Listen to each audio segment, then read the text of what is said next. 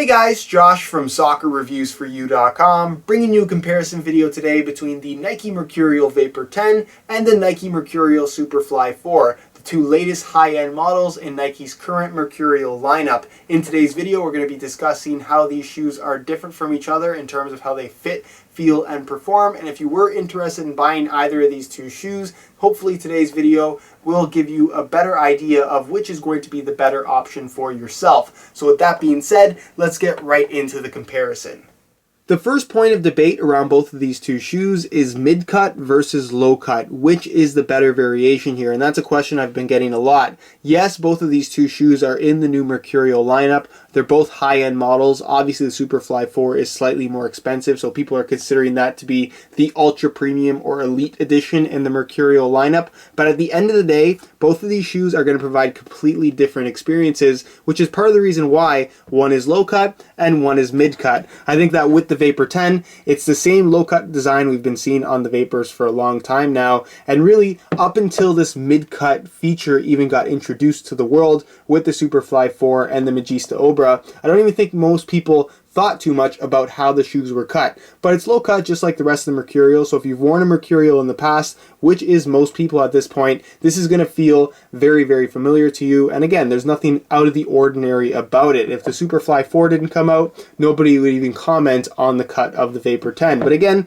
there's nothing wrong with it. We've had low cut shoes for a very long time now. So again, if you still want to stick with what you know, then the low cut Vapor 10 is still a very solid option, even though it's not mid cut like the Superfly 4. Now the mid-cut is not necessarily going to offer more in the way of ankle support. It's kind of a misconception there. It's a Flyknit material. There's no structural integrity here. It's very stretchy. It wraps your ankle quite snug, but for the most part doesn't really do much in terms of performance. What this mid-cut design or this ankle wrap does is it provides a seamless sensation that you get from the one-piece Flyknit upper when you're wearing this shoe. I've described the Flyknit uppers as feeling like an extension of your foot as opposed to a pair of shoes on your feet, and that's really the effect that this mid-cut design is creating for you. So some people are going to love the mid-cut design, some people are going to hate it, some people like how it looks, some people absolutely detest it. And again, I think that if you're a fan of the mid-cut design, if you're optimistic to try it out, if you're very curious about it, then you're going to like the Superfly 4. But if you want to stick to what you know and aren't a huge fan of how it looks or necessarily too keen on how you think it's going to feel, then the low-cut Vapor 10 is probably the better option for you.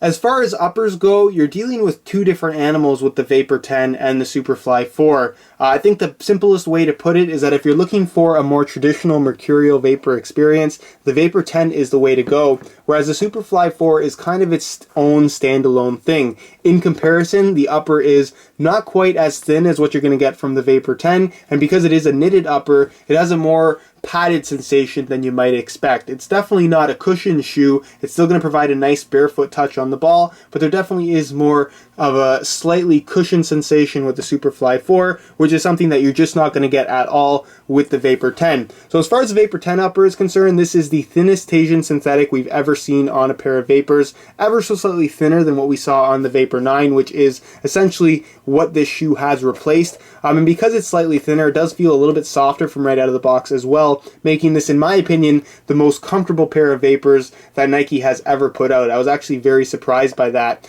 To compensate for the thinner upper, Nike has incorporated an internal support cage, which you're also going to find on the Superfly 4. Because both the uppers are so thin, they didn't want the Mercurial Vapor or the Superfly to lose that responsive sensation that the Mercurial series is kind of all about. So it works with the lacing system, and you tie those laces tight. Even though the upper is still very thin and very soft, it doesn't lack that lateral stability when you're making these hard cuts. And like I said, it still feels very, very responsive, like a standard pair of Mercurial Vapors should. One of the unique aspects about both of these shoes is that they do not feature a tongue. They're one-piece upper designs. So with the Vapor 10, this is kind of the biggest change coming from the Vapor 9, or one of them if you ask me. You can see there's no actual tongue. It's completely seamless. It's not going to let water in. Neither will the Superfly 4. And it makes for a really seamless sensation when you're wearing both of these two shoes. And this is something that I just described when talking about the mid-cut sensation of the Superfly 4. Because there's no seams, because there's no tongue,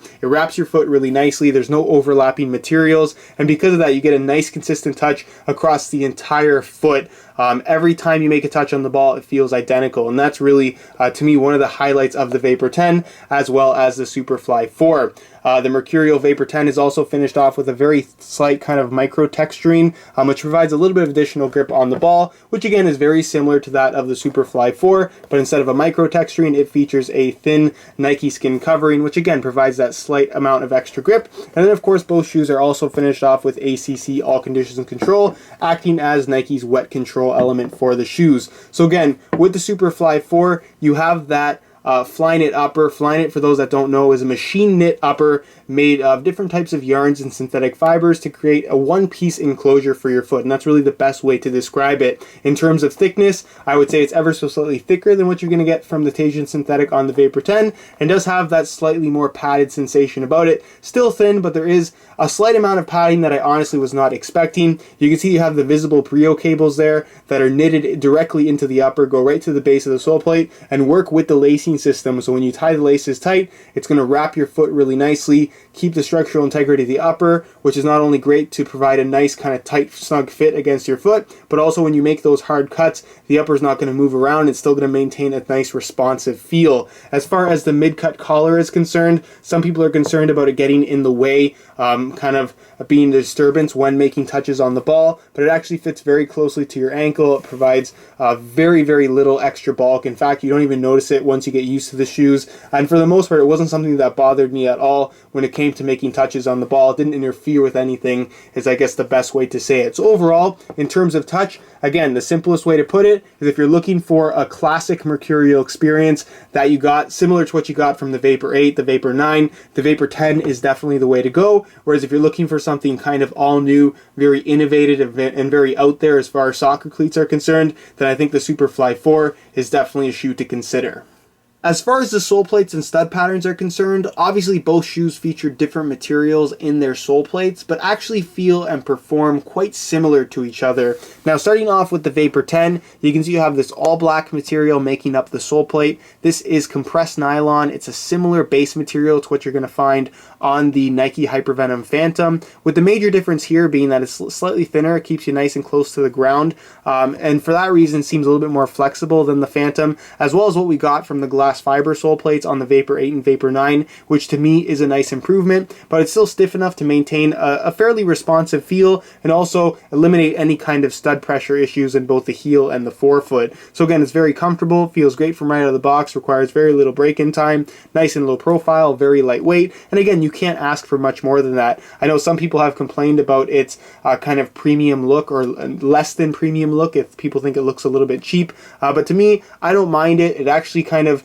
doesn't let mud stick to it very easily at all, which keeps the shoes nice and light even when you are playing in muddy conditions. And again, the performance qualities to me are definitely there. As far as the Superfly 4 is concerned, you can see it features a much fancier, or what appears to be a much fancier, carbon fiber sole plate. Now, the amount of carbon fiber in this sole plate is very minimal. I would assume that there is just enough there to create the effect of having a full carbon fiber sole plate, and a lot of people are going to be comparing this to what we got on past Superfly models and even past Elite models from Nike, where the sole plate was very stiff, which wasn't necessarily a bad thing, but some people didn't really like it. I was one of those people that actually did like it quite a bit, but with this carbon fiber sole plate, it's completely redesigned. You can see it features a very similar support frame and kind of the same ridges that you're going to find in the compressed nylon sole plate of the Vapor 10. They're not identical, but again, very similar. And there's actually a lot of plastic injected over top of the carbon fiber, so it's not completely exposed or anything like that. And in terms of responsiveness and flexibility, in all honesty, they feel pretty much exactly the same both on feet as well as in hand in terms of flexibility, responsiveness, general stiffness, and of course, it does a good job of being stiff enough while still thin enough to eliminate any kind of stud pressure issues whatsoever. I just didn't have any issues with discomfort from either of these two sole plates. So in terms of feel and performance, again, they were pretty much identical to me, even though they are made from different materials, one of which would seem, or you would expect to be, a lot more premium feeling, but that just is not the case. As far as the stud pattern is concerned, both of these shoes feature the exact same brand new Mercurial stud pattern, which really does perform good. I think if you are familiar with Mercurial stud patterns, you're going to feel right at home with this one. It performs very well. I guess in comparison to what we got from the Vapor 9, it isn't quite as aggressive. It's a little bit more stable. You have more studs under your feet, especially in the heel area. And it's going to be suitable, or more suitable, I should say, for a wider variety of firm ground natural playing grass surfaces. So in terms of outright grip, it isn't quite as good as what we got from the Vapor 9. But in terms of just overall performance, I would honestly say that this is a nice improvement.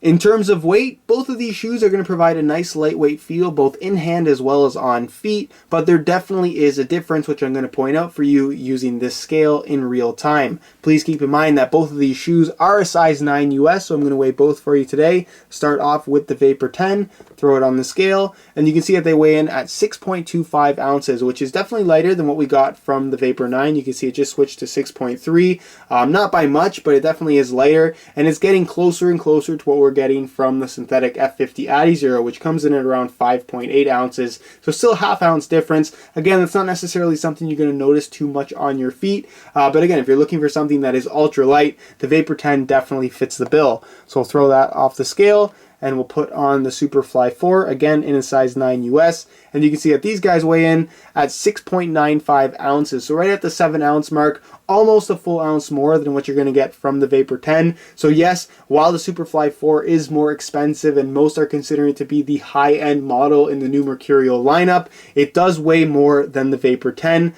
You could ask me why. I don't necessarily have an answer for you. The Flyknit upper is, I guess, has more material to it in comparison. Perhaps the mid-cut design adds a little bit of extra weight. And again, I think that the carbon fiber sole plate on this particular shoe, while it looks cool, while it does perform well, isn't necessarily the most efficient way to make a sole plate if you want the shoe to be as light as possible, which is, again, what I would assume is part of the reason why the Vapor 10 is that much lighter than the Superfly 4. So again, both of these shoes are going to be very light, and I don't necessarily think that weight should be the deciding factor if you're trying to pick between both of these two shoes, but just know that the Vapor 10 is slightly lighter than what you're going to get from the Superfly. Alright, so here's a look at the Vapor 10s as well as the Superfly 4s on feet. And side by side, these shoes feel quite a bit different from each other. Like I mentioned earlier in the video, if you're looking for that classic Mercurial Vapor feel, go for the Vapor 10. It's a thin Teijin synthetic upper. It wraps your foot very tightly, leaving no extra space on the inside of the shoe. It's more flexible than what we saw from the Vapor 9, which makes it more comfortable. And again, it has that nice seamless sensation due to the one-piece upper design of the Vapor 10. And like I said, it really did surprise me in terms of how comfortable it is for a shoe as light as this one is. As far as the Superfly 4 is concerned, it's kind of its own little thing. In comparison, the Flyknit upper is going to be softer, more flexible than the Teijin synthetic on the Vapor 10, and actually provides that similar kind of one-to-one, very snug fit, but it's a sock-like sensation as opposed to something that's squeezing your foot, which is what the Vapor series is kind of known for. So again, it's still nice and tight. It leaves no extra space on the inside of the shoe. Because it's so soft and so flexible and moves so naturally with the bend and flex and just general shape of your foot, like I said, you kind of lose that sensation of wearing shoes. Feels like an extension of your body as opposed to shoes on your feet. And that's to me the major distinction between the Superfly and the Vapor in terms of how they feel when you're wearing them. As far as fit and sizing is concerned, they both feature that same Mercurial shape. So again, they're more narrow cut pretty much all the way through. So if you have wide feet or excessively wide, an excessively wide foot type in any area of the foot, it's probably best to stay away from the Mercurial series altogether. But again, if you fit in past Mercurial models, you're going to fit in the Vapor 10 as well as the Superfly 4. I would say in comparison though, the Superfly does feel a touch wider, again due to the extra flexibility of the Flyknit upper versus the Teijin synthetic on the Vapor 10. As far as sizing is concerned, I'm wearing my usual size 9 US in both of these two shoes, and the fit and the length is absolutely perfect. So if you are looking to order either of these two shoes, I would recommend going true to size. Some people are saying that the Superfly runs a little bit long. Again, I'm wearing a 9 in both of these shoes, and the fit is pretty much perfect. So as long as you weren't wearing your past Mercurial models with excessive amount of room at the front, I would just recommend going true to size. If you were wearing them really big, you may want to go a half size down, but for the most part, if you want the proper fit in either of these two models, I would recommend just going for your normal size or the same size you wore in past Mercurials.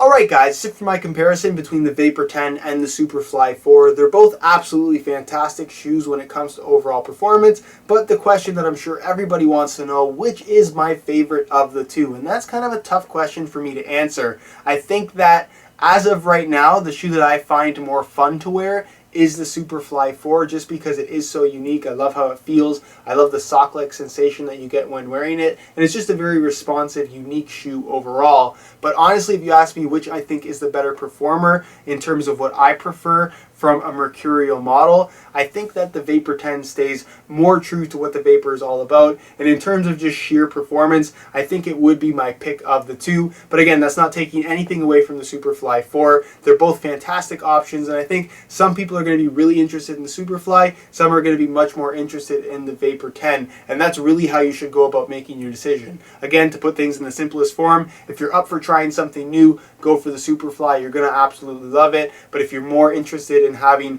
a pure Mercurial Vapor experience, the Vapor 10 is definitely the boot for you. So with that being said, that is it for my comparison. If you enjoyed today's video, be sure to support it with a like, and also if you found it helpful, be sure to leave a like on the video. It really does help me out, guys. If you have any questions or suggestions for other comparison videos you'd like to see, be sure to leave your comments down below. I always read them. I always get an answer out to you guys. And again, I'm always open to hearing what you guys would like to see as far as content is concerned. If you guys would like more info on either of these two shoes, be sure to check out the full written reviews on my website, linked down below in the description. Also on those review pages, you will find buy it now links with the best prices online, including exclusive SR4U coupon codes, allowing you to pick up both of these models below their retail prices. So be sure to go ahead and check that out. And also I'll leave annotations on screen to my playtest video for both the Superfly 4 as well as the Vapor 10 if you'd like to see either of these two shoes in action. So with that being said, if you aren't subscribed already, be sure to hit that subscribe button for daily videos on all the latest and greatest soccer gear. You can find all of my social media information down below in the description as well.